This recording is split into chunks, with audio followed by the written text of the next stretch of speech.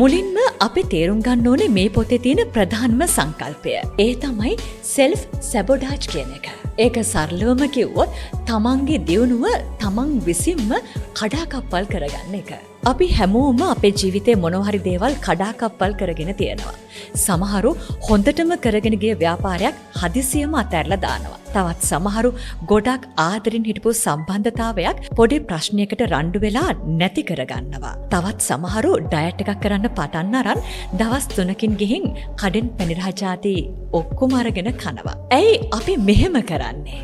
බ්‍රියානා විස්ට් කියනවා අපි මේ දේවල් මෙහෙම කරන්නේ අපි නරක මිනිස්සු හින්දා නෙවෙයි. ඒ වගේම අපිට උත්සාහය මදි නිසාත් නෙවෙයි කියලා. ඇත්තම හේතුව තමයි අපේ යටිහිතට අවශ්‍යයි අපිව ආරක්ෂා කරන්න. ඔව්, ඔයාට ඇහුණ හරි. අපේ යටිහිතට අවශ්‍යයි අපිව ආරක්ෂා කරන්න.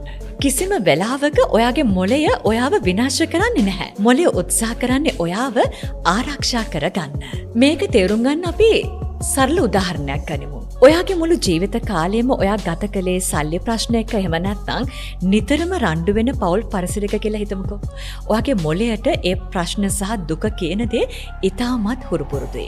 අපේ මොළය අලුත් සාර්ථකත්වයට සතුටට හෝ නිදහසට වඩා දැනටමත් Tamanට හුරුපුරුදු දුක ආරක්ෂිත දෙයක් කියලා හිතනවා. මොළය වෙනස්කම් වලට බයයි.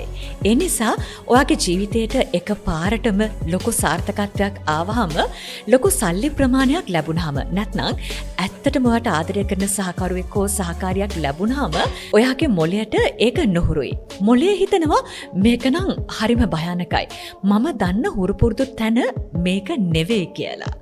අන්න ඒ වෙලාවට තමයි මොළය ඔයාව ආයෙත් අර පරණ හොරු පුරුදු දුකටම ඇදලා දාන්න උපාය මාර්ගය යොදන්නේ. ඒකට තමයි අපි self sabotage කියලා කියන්නේ.